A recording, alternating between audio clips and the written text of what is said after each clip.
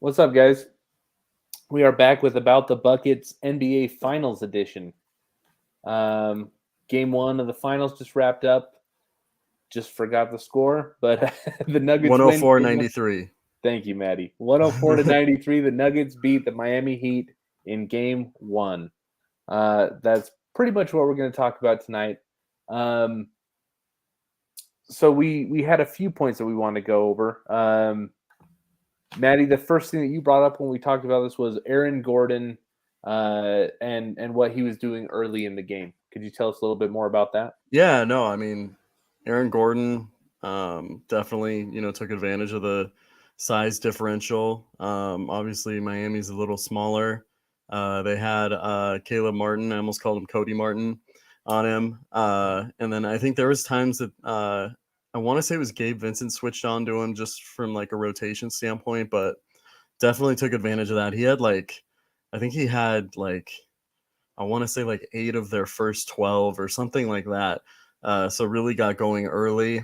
I think that was kind of the story though throughout the game because you saw like when Bruce Brown came in, he's kind of a bigger ish guard, but when you saw him working in the pick and roll, you saw that there wasn't really much contest and whatnot because Miami's a little smaller.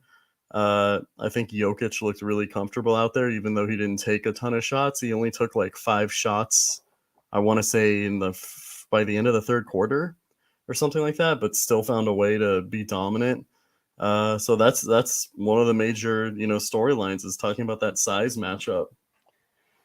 Yeah, and speaking of matchups, we didn't do an episode to preview this series, but one of the things I would have talked about is just the Nuggets are very good. Maybe I didn't give them enough props earlier in the playoffs, but they have guys at every position. Mm-hmm. Obviously Jamal Murray has been incredible this playoffs. I mean, he pretty much won the Lakers series by himself, in my opinion. Jokic is a 2-time MVP. He's one of the best players in the league, maybe the best. Michael Porter Jr. is, a great role player. He had a double-double tonight, even on a bad shooting night. Then Aaron Gordon, as we mentioned. And then, when they got Jeff Green, Bruce Brown, Kentavious Caldwell-Pope kind of filling in that 5th spot, that's a great team. That's a really great team. The Heat have been able to get by. Them beating Milwaukee, I don't even know what to chalk that up to. I think they were just a better team than the Knicks. I think with Boston, the Heat are very mentally tough, and I think they have the best coach in the NBA right now. I'm not sure what the angle is for them to beat Denver. I'm not sure there is an angle. Jokic is kind of too good to game plan against. I think Spo has his work cut out for him. Jokic is insanely smart. He's just kind of one of those guys that can just pick you apart no matter what you throw at him, right? We were texting and you mentioned that the zone worked for like 5 possessions. And then If Jokic, even that, man. Honestly, I yeah. rethought it and I was like, it wasn't even 5. And then you just see Jeff Green backdoor and Jokic just finds him with a no look pass. And I'm like, how many 7-footers are doing this? 0, Jokic. I'm happy for him. I hate the Nuggets. I love Jokic. I hate the Nuggets just because regional rivalry, Yeah. But I'm happy for Jokic that he's getting this opportunity to show his skill on the biggest stage, know. Because how are you going to doubt him? For all the doubters out there, how is anyone going to doubt him after this series? No, it's true. Yeah, he's going to be making the case for him to go down as, one of the top 5 players of this century so far. Yeah. Can I just say too, I want to go back to something you said, Jamal Murray. Mm-hmm. I mean, how different is this team when Jamal Murray is like playing this confident and playing at this much of an elite level offensively? I don't know if you saw, you might not have seen it because it wasn't in the 4th, I don't think. Mm-hmm. He got like a steal and then like he crossed someone up and then like went between, like did a behind the it was like a behind the back like crossover, like totally faked out who he was guarding, and then had like a crazy like left-handed pass, and I was like, oh my god, dude is in his bag right now. Yeah, he might be the most underrated player in the league. You know, I mean, he had that explosive playoff series against the Jazz in the bubble, and then he got hurt. You know, and it Yeah. kind of, we haven't really seen him play at his best since then. But you know, Nuggets Jazz, not a super big series anyways. Donovan Mitchell was kind of matching him shot for shot. And I mean, everyone kind of plays like that when Donovan Mitchell guards them. So, you know, I don't think Murray got the love that he deserved for that series, but Yeah. I think we're seeing like he's a very capable number 2 on a championship team. I don't, you know, I think that's, we're seeing it right now, is that they're, you know, if they win this series, then we're going to be like, yeah, Jamal Murray is a great number 2 on a title team. You know? Yeah. And he still had 10 assists too. Yeah. Him and Jokic combined 24 assists. That's insane. Yep. And Murray didn't even shoot that well. 2 of 7 from 3. He started the game really hot. I think he was like Okay. 11 for 15 or something. Okay. And then he kind of cooled off a little bit. Dude, but he was nuclear in the Lakers series, man. Like, yeah, I honestly thought you guys should have won games 2 and 3. And if Murray didn't play like an alien, then you guys probably would have won games 2 and 3. Yeah, that and the stupid freaking Jokic like fadeaway threes that I'm just like, is this a reincarnation of Dirk? Yeah. Like, what the hell? Yeah, you know, the Nuggets in that Lakers series, especially, one of the things I noticed was like between Jokic and Murray, they're getting like an elite performance every night from one of those dudes. Yeah. And it was kind of bugging me because in my analysis of that series, I was just thinking like, man, if they just didn't get that elite performance, the Lakers probably win tonight, you know? But then it happened, you know, it happened in game 1. Jokic had that massive triple-double. Then game 2, Jamal Murray doesn't miss in the fourth quarter. Then in game 3, he has 30 points before halftime, you know? And it's just like, well, they're getting it every game. So at what point do they just win? You know, at what point are they just going to win the finals? And it's looking like that might be the case. You know, I mean, we could dig a little deeper into this series. But just from a matchup standpoint, I mean, in your mind, is there anything the Heat could try differently for game 2? If we're just talking matchup strategy, like what's your read there? I'll be 100% honest. I don't even know. Yeah. I don't even know. Do you throw Kevin Love in? You know, you play Zeller. I know Kevin Love. I think he got injured, right? In the is it in the Boston series he got injured? Yeah. Because I mean, besides that, like, who do you have that you can really put in that? Like, you're gonna put Omer in, like, or how do you say his name? Omer? I think so. Yurtsford or whatever. Yeah. I picked him up in fantasy for a few weeks. He was a baller then, but yeah. I mean, I don't really know what you do. Yeah. Like the other thing you kind of have to look at too is, I mean, Max Strus 0 for 9 from 3. Who else? I mean, they like. Yeah, Duncan Robinson. 1 for 5. Yeah. Yep, and then Caleb Martin was 1 for 7 overall. So yeah, and like to me, like a lot of the looks that Strus and Duncan were getting were not bad looks at all. They just weren't making them. Yeah. I think this game would have been closer. I still think the Nuggets would have won. Yeah. But I mean, if Jamal Murray is playing at this level, I think that it's really I don't know what you can really do, to be honest. So I'm looking at the box score right now, and there is a stat that is just blowing my mind, and I'm wondering if you can confirm this.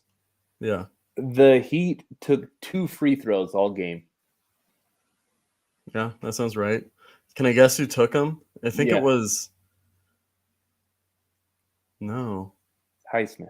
It was Highsmith? I was going to say Bam because I thought I remember him taking free throws. No, it was Highsmith. Really? It was only Yeah, Jimmy got to the line 0 times. Wow. Bam got to the line 0 times. Yeah, I know I mean, Jokic definitely went to the line like double digit times for sure. yeah, Jokic shot 12 free throws. Yeah. And then the Nuggets overall shot 20. Wow. Yeah, I'm so surprised we didn't see that on Twitter more. 20-2. Um, yeah, like you'd think Jimmy would need to be a little more aggressive than that, you know? I mean, 6 of 14 isn't a terrible shooting night for a guy like Jimmy, but not if you don't get to the line, that's only 13 points. That's what he had. He had 13 points tonight. Yeah. I mean, typically you'd see that Mhm. and Jimmy would still have 22 points because he got to the line 9 times, or 10 times, right? So they're gonna need to figure out how to change that because I mean you're leaving a whole lot on the table. If they would have been Yeah. even in free throws and made free throws, then the Heat would have won this game. Yeah. I mean, it's just and then like defensively, if you're the Yeah, Heat, I just don't know what you do. Like because they tried to take away Jokic, they fronted him, they yeah, doubled, and every time they did it, when they would front him, created driving lanes. Like Murray yeah, had a few drives because of it. yeah, When they would double, like KCP had open mid range. Um, yeah, Porter got open looks. Like everyone was getting open looks. For the most part, they were making them because they were shooting at a pretty high percentage, at least for the start. yeah, Um, but it's like, what do you do? I mean, he's such a great passer that he's gonna get rid of the ball. Like he had a couple turnovers, but yeah. I don't know what you do. Well, I mean, the Heat are kind of getting their Mm. they're kind of getting tested in a way that they haven't been yet in the playoffs, in the sense of uh, they're going like the Nuggets' best player in Jokic, like he's Mm. a post-oriented player. And not only that, he distributes the ball, So the Heat kind of only have Bam to throw at a big guy. Um, Not to mention too, he's shooting like 40 something percent from three the playoffs. I think yeah, something insane like that. yep. So I was talking to AB on the phone today, and I know I mentioned this to you already, Maddie, but so we were talking about the matchup, and AB's a big Heat fan. He was kind of worried about the matchups in this series, and I was telling him like, man, if you guys put Bam on Jokic, like Aaron Gordon is going to be right there. He's going to be hitting those backdoor cuts, and Jokic is probably, he's a top 3 passer in the league. It's kind of Luka, LeBron, and Jokic for the 3 best passers in the league, and like if you put LeBron or if you put Bam on Jokic, he's going to carve you up. Like it's kind of like, what do the Heat even do? They just don't have guys for this series. Yeah, that's the other thing too. And it's like if you're the Heat, Bam has 26 points. I told you the stat before the show that they were 6-0 coming into the game in Yeah, the playoffs when Bam had 20 or more points. yeah, So obviously a different team offensively. I hmm will say that obviously we talked about the shooting numbers that Strus struggled from three and whatnot.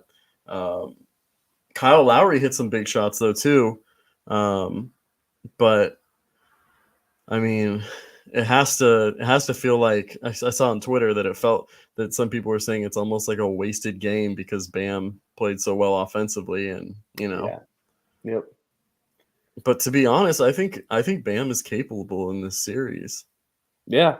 I because of the matchup. I mean, it's not like Jokic is an incredible defensive player. Yeah. Maybe sometimes he's a little overlooked, but I think there is space for Bam to have a great series.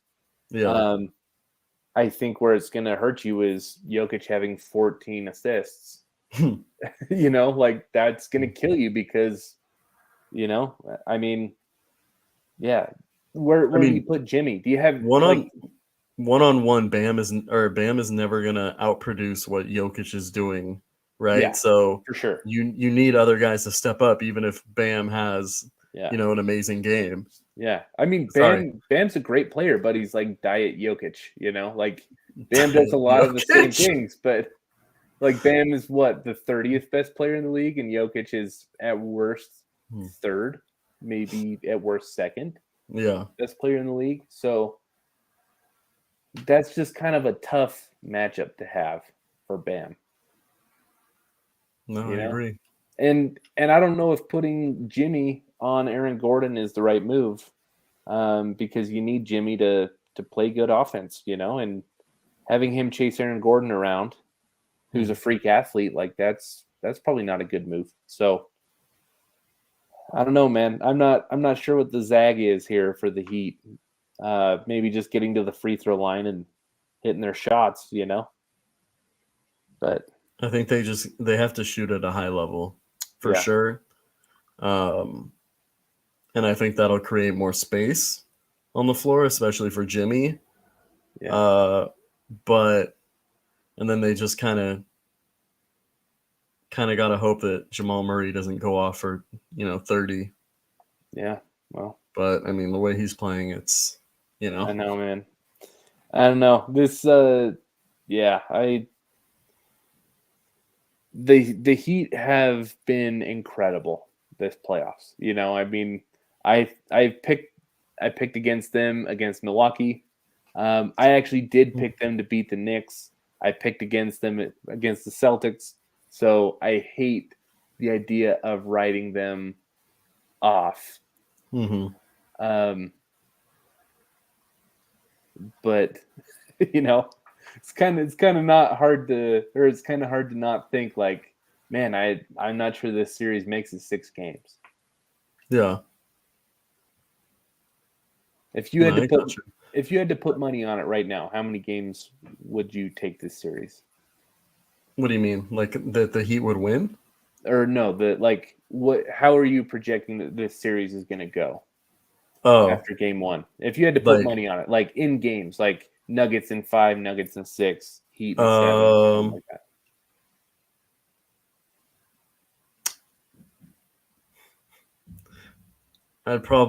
it would to me. I mean, it's hard when you just watch that. Like it's hard to Yeah. going in like before this game. I would have probably said Nuggets in 6, Mhm. but now I'm just like, I don't know. I think either 5 or 6, Yeah. to be honest. Yeah. Yeah, I so think the it's a Heat. bad matchup. I will say though too, going back to like we were talking about Jamal Murray and stuff before we get into this more is I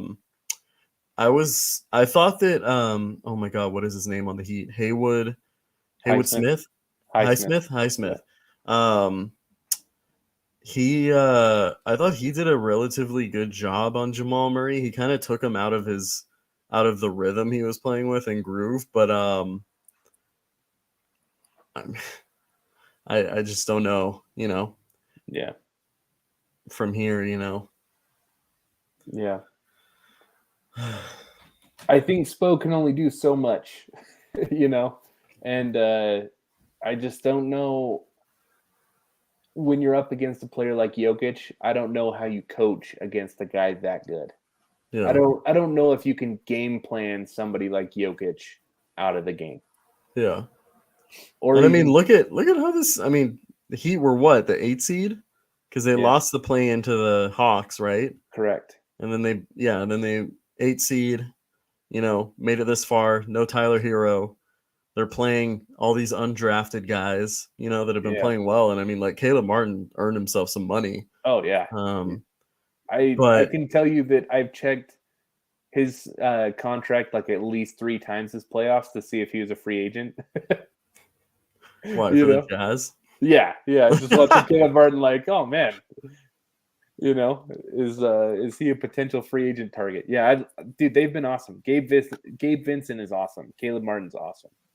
Yeah. So, man, I don't know, man. Yeah. I really don't. Well, should we? Did you see the headline about John Morant? I saw something. So what's going on with that? Can Okay. you tell me about it? Because Yes. So this just oh my gosh, this guy. I'm so out on Ja. So there was Adam Silver was being interviewed before the game, and he was asked about the Ja Morant situation. mm-hmm. And let me see if I have this quote pulled up. Oh, I don't. So I'm just going to paraphrase. Okay. Okay. But essentially, what he said was, we've found out a lot more information about this situation. Oh So God. he's saying we've uncovered more information, and he's saying we could have made everything come to a head. We could have like made an announcement already, but I don't want to distract from the NBA Finals. So it's big. That's what it sounds like. It sounds Oh like God. it's big, big. Well, did you see like on I don't know if it was on Instagram or Twitter, I can't remember, but he was posting all these weird things, like basically like peace out, like and all Yeah. this stuff, and I was like, what is going on? Dude's gonna get banned from the league or something. Yeah. Yeah, I mean, I wonder if it's like a 50+ game suspension coming, you know? I honestly, if it's like that, he might be out for the year. Yeah. Yeah, I wonder. And I jumped on the Memphis Grizzlies subreddit, and people are like, wow, Tyus Jones contract year coming in, you know, like, yeah. So is that his name? Tyus Jones? I think so. Yeah, it That's is. their From backup Duke, pointer. yeah. Yeah. That's my dude. Yeah. So I don't know, man. We'll see what happens there, but you know, I think we're gonna have to wait until after the NBA Finals to find out. Yeah. But geez. Oh, so we haven't talked. You know, you've been on your honeymoon. You got married. We haven't even talked about the lottery. Yeah. That's what I was together. gonna remind you. Yeah. You want to pull that boy up or what? Yep. The you mean you want me to pull up the results like the draft order? Well, I was gonna pull it up myself too, so whatever you want to Okay. do. I had just thought of that too. Oh yeah, here we go. I was looking for an article that said like the odds as well, but Uh-huh. couldn't get it. Oh. Yep. So San Antonio, Charlotte, Portland is the top 3. Yeah. And then Houston and Detroit. I feel bad for Detroit. They had the best odds to get Wemby, and they got pushed to 5. Well, That sucks. I don't feel bad. I mean, they did get Cade 2 years ago. I mean, they have Cade. They got a lot of young talent. They have what's his Yeah. name now too, from the Warriors, Oh yeah, and they have Jalen Duren, dude. Everyone loves yeah, Jalen Duren's a monster. and Jaden Ivey and dude, And Jaden Ivey, what is the Warriors guy name? I saw Wiseman, Yeah, Wiseman. James Wiseman. Yeah, no, they're loaded, and they're still gonna get like. I've developed a draft crush on Cam Whitmore, and I know. I've seen. I thought of you because I saw 2 draft projections that had him going to the Jazz. oh, dude, don't even. Don't get me too excited while we're. So, I mean, we don't have to talk about the Spurs. We already know what's going to go there, right? I know. We already. Yeah, well, I do want to touch on this though. Okay. So, you know, maybe it was my helpfulness as a Jazz fan, but I had talked myself out of the draft lottery's rigged idea. Okay. It's rigged. Well, that's what I was thinking because I saw somebody bring up the point. They're like, how crazy is it that the 2 best prospects who've ever come into the draft, LeBron James and Victor Wembanyama, both went to the team that they would have handpicked. LeBron goes to his hometown Cleveland Cavaliers. Wembanyama goes to his favorite team, the Spurs. And you saw the reaction. Did you see the reaction to when Houston got called 4th? Yeah, and Wembanyama was like, yeah, he was like, thank God. And then right after, the Spurs put out something that is like, Wembanyama will be tutored by Tim Duncan, Manu Ginobili, and Tony Parker. And dude, get this. So Tony Parker, I hope I'm getting this right. Tony Parker is like, is involved in the league that he's in over there, and he's involved in France basketball. And Boris Diaw owns the team that he plays for. Yeah, dude. Spurs, right? Of course, it's the Spurs. So yeah, now I might be back on the train. Like, oh yeah, that was fixed. Boris, by the way, remember like a while back we were talking about guys that can play in the NBA now? Boris Diaw, that's a name right there. Dude, I love Boris Diaw. Yeah, he was a monster. Yeah. Sorry, go ahead. No, you're fine. And then there was another thing that I saw that just kind of made it over the top. So they did the lottery selection where they draw numbers, right? Yeah. The Spurs got the number 1 pick. Then they drew numbers again, and the Spurs got the next, like, so they were drawing numbers for the number 2 pick. The Spurs got picked 4 times in a row, and they had to keep redoing it because the Spurs got picked like the first 4 times. Yeah.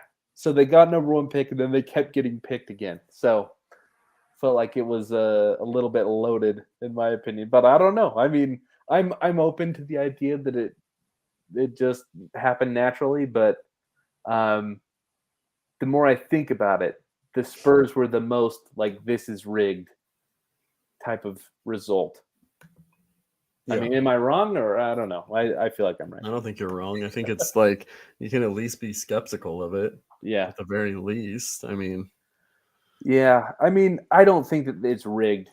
It's good for the NBA in general, right? That he's going to the Spurs. Do we? Yeah. I mean, out of any of the teams he could have gone to. Yeah. And I saw a rumor the other day that it's like someone was just like, it makes so much sense for Steve Kerr to replace Pop when he retires. I saw that too. And it's like, of course that's going to happen. Why would it not happen? Yeah. Well, like Bob Myers leaving the Warriors now, Yes. And Curry being 35, like, of course Steve Kerr is going to go coach the Spurs and be there with Duncan and Ginobili and Parker and have Pop. You know, Pop will still be there. Like, even when he retires, they'll still be there. Yeah. What'd you think of the rest of the lottery, though? Because, I mean, who are the other big jumpers? Portland jumped from 5 to 3. Oh, yeah. So Portland jumping to 3 makes the Damian Lillard situation interesting. So I don't know how closely you've been following those headlines, but reportedly, I saw him on Instagram Live saying that he wants to go to the Lakers. Really? I don't know if it was real. Probably wasn't real. I don't know. Maybe. Well, in my mind, it was. Yeah. Maybe it's just a dream I had. I don't know. Yeah, dude, I love Dame. I do too. So he pretty much said, paraphrasing again, he pretty much said, like, I'm not interested in a rebuild. You know, he's like, I'm not going to be here for a rebuild. Well, yeah, why the hell would he want to be? They've rebuilt that team like 5 times. Yeah, I don't blame him, but essentially it's led to rumors that Portland will try to trade the number 3 pick. Oh, for like another, okay. Yeah, that they're seeking a wing, like a small forward that can play next to him and Jeremy Grant. But like who? Well, the names that came up immediately, it was people talked about Pascal Siakam. People talked about Jaylen Brown. People talked about Jaylen Brown would be wanting Mikal Bridges. I don't know if Mikal Bridges would be available. And then kind of the next tier of guys some people have mentioned, like Lauri Markkanen. Imagine Jaylen Brown going from Boston to Portland. Yeah, right. Just as a city, like. Yeah. I'm sure he'd like it though. Yeah, he probably would. Yeah. Portland's weird, dude. It's weird, but man, they got great food there. I'll tell you that. It's unlike any other place. I mean, Boston's weird too. Yeah. So it's just polar opposites. Yeah, right. So I don't know, man. I'm curious, and Portland has Anthony Simons and Shaedon Sharpe that are kind of redundant on this roster. I think Sharpe probably has more utility in his playing style. Yeah. I think the angle could be made, though, that he's less of a contributor than Anthony Simons is. So both of those guys have kind of been floated as like the package will be number 3 and Simons, or number 3 and Sharpe, and trying to get a Bridges, Brown, Siakam type of thing. So I don't know. And plus, so Charlotte's at number 2. Charlotte already has LaMelo Ball. Yeah, they're not taking Scoot. There's no way. Dude, Portland's going to get so much value on draft day if Scoot is there at number 3. He will be. Yeah. Unless the Hornets like trade down, or that's not going to happen though. Yeah, if you're the Hornets, you have no reason to, because you're like, well, I mean, there's Brandon kind of, Miller is the guy that fits with the team. yeah, I mean, and the rumors that Miles Bridges is going to be coming back on a different contract this offseason. Hmm. I believe he was acquitted of crimes. I don't want to say that if it's not true, but I believe he was acquitted. Doesn't mean he didn't do anything wrong. Yeah. But you know, like just means we don't know. Right? yeah, I don't think he's in legal trouble anymore. Ethics is a different question. Yeah. But you know, you're right. Brandon Miller makes a lot of sense next to Miles Bridges and LaMelo Ball. So yeah, I could see that happening. But I don't know, man. I as a Jazz fan, like I know Portland, like Lauri Markkanen is not going to be their first choice, right? But if you're the Jazz, I'm thinking like I get the angle, you know, if you think Luka's going to be available at some point this summer, if Luka, it's kind of not looking that way for me. But if you think that you could get Luka in the next 12 months, I think that you should keep Lauri Markkanen, right? Mm-hmm. But if you've kind of given up on that, and Portland offers you the third pick and Shaden Sharp for Lauri Markkanen, like, kind of have to take that, in my opinion. Like, if you have Scoot Henderson and Shaden Sharp and Walker Kessler, kind of have to take that. Just pisses me off that we can put him in the same conversation. Yeah. Yeah. Runner-up Rookie of the Year, Walker Kessler. It's insane. Yeah. You know what I'm saying, though? Like he must have been playing with his shoes untied in college or something, because yeah. like it's like yeah, redonkulous, man. That mountain air, dude. Just kidding. But yeah, so I think, you know, there's been rumors that Houston might be interested in trading out of 4. There's rumors that Detroit is quite interested in trading out of 5. So I think the 3, 4, 5 is going to be the range that you might see some action. Yeah. Honestly, one thing I, you know, said this to a friend who was a Portland fan, and he thought I was stupid. But if I was Portland, like, I would consider trading the 3 for number 5 and getting like Bojan Bogdanovic out of it, and then trading the 5 for something else. Oh, so like, okay. So you're getting Bogdanovic, and then you're still trading 5 again, and still getting a good rotation player. You know, like, I mean, if the guy that you want at 3 isn't there, Bogdanovic is not a sexy name, though. You have to understand that. I know, like, but he's so good. When you think of the idea of trading the 3rd pick, yeah, you know. Yeah, I mean, I get it, but like, if you're still getting 5, if you're getting Bogdanovic and 5, and then you can trade 5 again, I mean, you could be adding 2 wings for the price of 1, you know? Yeah.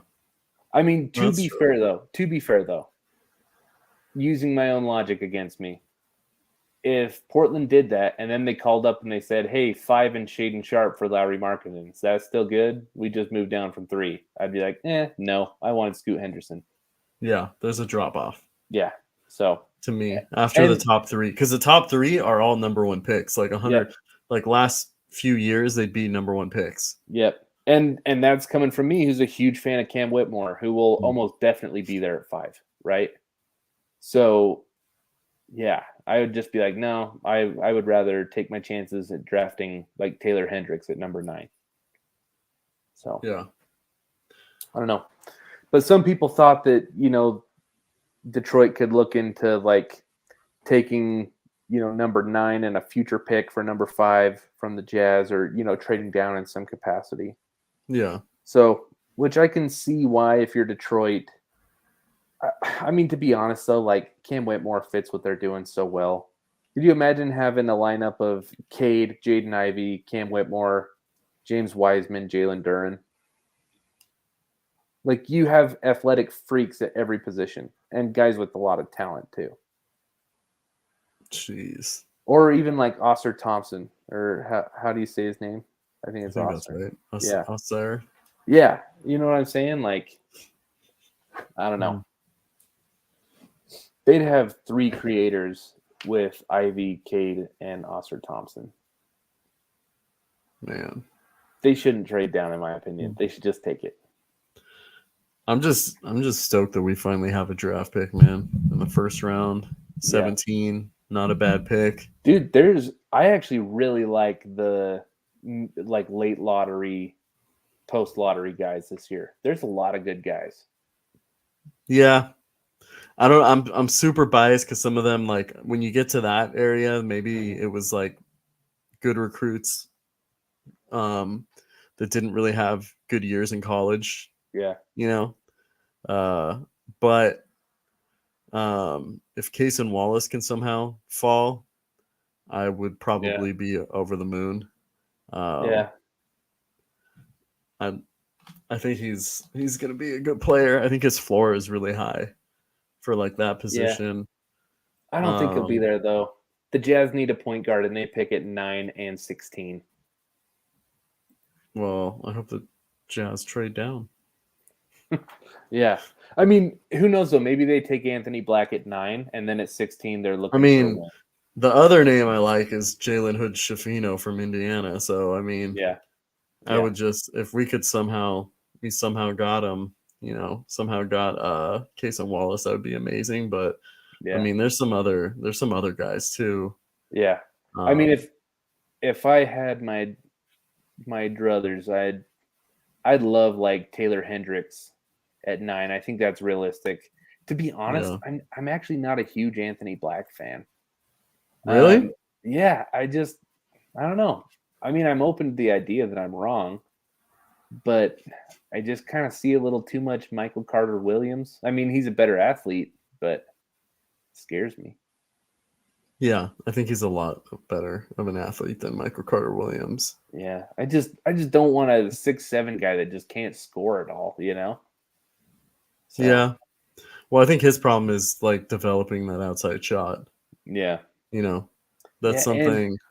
I've seen the argument that so I know statistically he was pretty poor at the rim in college in terms of shooting percentage.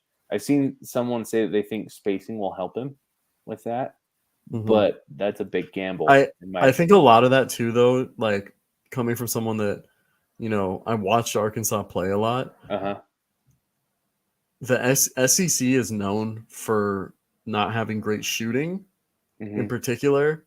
So a lot of teams kind of pack the paint essentially. Okay. So I think you kind of have to attribute that, like, I don't know how much, but Arkansas was super poor when it came to shooting. They had some injuries to some guys that, basically the way it worked out. I mean, Nick Smith was injured for a good part of the year, and he was one of their best shot creators and one of their best shooters from three. Their big man, Trevon Brazile, got injured too, and he was someone that was like a stretch big too. So they had a bunch of dudes that were athletes that kind of just like attack the rim, and were inconsistent jump shooters. I think that kind of attributed to it as well, and just the way the SEC plays, definitely pack the paint a lot more. But I do think he has a lot to do with scoring. I think he has potential though, just because, I mean, I get what you're saying about just being a playmaking guard that can't score, Yeah. But I do see potential because some of the finishes he did have were, pretty impressive. Yeah. It's not a Ben Simmons situation where, Yeah. And I'll continue to watch more of him, but he's kind of the one guy that has been mocked to us. Kind of the guys that are heavily being mocked to Utah is like Taylor Hendricks, Anthony Black. You're seeing a lot of Case and Wallace. And then, let me see. Well, I'm not even going to address Grady Dick. But I think people just like to say Grady Dick's going to be taken by us because he's white. Dick and Sexton. Yeah. Dick Sex. And Rudy Gay. And Gay. Yep, you got that Gay Dick Sex. I think, oh man, if you guys could somehow get Case and Wallace at 16 and then get Cam Whitmore, that would be like a dream scenario. Dude, that's too good. I don't get nice things in life, so that's not going to happen. Oh, yeah. Be nice. Yep. Anything else that you want to touch on draft related? No, really. I mean, it's gonna come quick. We're gonna have to do like as soon as the finals are done, do like a mock draft thing or something. That would be cool. Yep. Yeah, I'm very down for that. So, all right. Well, we will jump in. I haven't really made the schedule for the next show yet, but it's. I mean, I imagine at the very latest after Game 3. So, Yeah. and we're still gonna. I was gonna say real quick. I was looking at the game schedule. So the next one is Sunday, right? So that one will be tough for me. I'm sure it would be tough for you. Yeah. But Wednesday, Friday. So those two games. Yep. So 3 and 4, I'm down to do a show after if you are. Yep. Let's plan on it, man. So. Yeah. Okay, and I'll hit up Mike and Petrie too. We'll get them on here as well. Okay. I would love to get Petrie on here for the next show because of his perspective as a Heat fan. So Yeah, that would be cool. it'd be nice to be hearing from someone who's Mm. like invested. So No, yeah, that would be awesome. cool. All right, man. Well, congrats on the wedding and welcome back to civilization. Thank you. Back from Switzerland, Croatia, Italy. I'm jealous, man. That's awesome. Yeah, it was an amazing time. Yeah. Okay. Well, until next time, guys, this is About the Buckets. Make sure you check out About the Fans. For all your South Florida apparel and needs. Okay. We'll talk to you next time. Take care.